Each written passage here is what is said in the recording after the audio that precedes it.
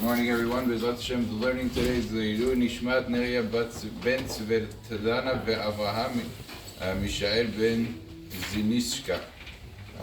Sponsored anonymously. Chazak u'Baruch. Mincha Bezrat Hashem is going to be 7:30. Please make sure to be on time. And last night we counted 8 days to the Omer, which is 1 week and 1 day.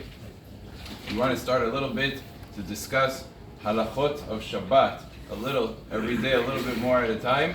Deal with the halachot of Muktza. Muktza, by definition, means something that has been set aside, that is not in a person's mind. It has been cast out of a person's mindset.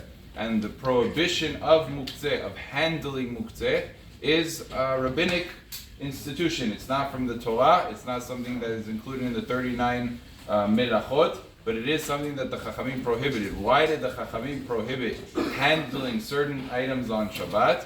So there's various reasons given. The Rambam gives a very basic reason, a very encompassing reason you could call it, and that is because Shabbat is not a weekday. The whole difference of Chol means mundane, and Shabbat means holy. And part of what the Chachamim wanted is to create an aura of holiness. And holiness can only be created when a person is distant from a lot of the objects that are not really necessary for the sanctity of Shabbat. And if the Chachamim would have allowed a person to just say, listen, there's 39 melachot, I just will be careful not to violate them, and I'll be able to handle all these things, then he'll end up nullifying the holiness of Shabbat. He's going to say, you know what, I have this garage, I want to make sure that all of my tools are in the right place. I'll take Shabbat as a great opportunity to move around my tools and to take this from here and move that to there, and then great, I'll spend the whole entire Shabbat fixing the garage. And that's not the intent of Shabbat. It's not just to be an extended weekend.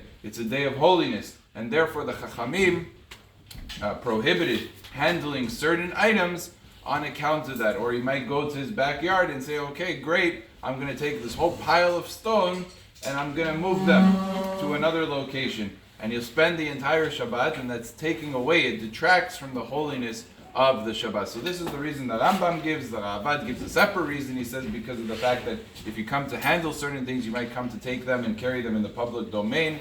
Other reasons are given that if you're handling certain things, you might end up doing work with them and violate melachot. But that is the basic reason that the Rambam gives, and it is a very integral reason. But that means that the prohibition of Muktza is a rabbinic prohibition and not a Torah violation. And we'll see, based on the fact that it's a rabbinic violation, the various rules and regulations that the Chachamim imposed and put in place, rules and exceptions to the laws of Muktza. Baruch Adonai le'olam. Amen ve'amen.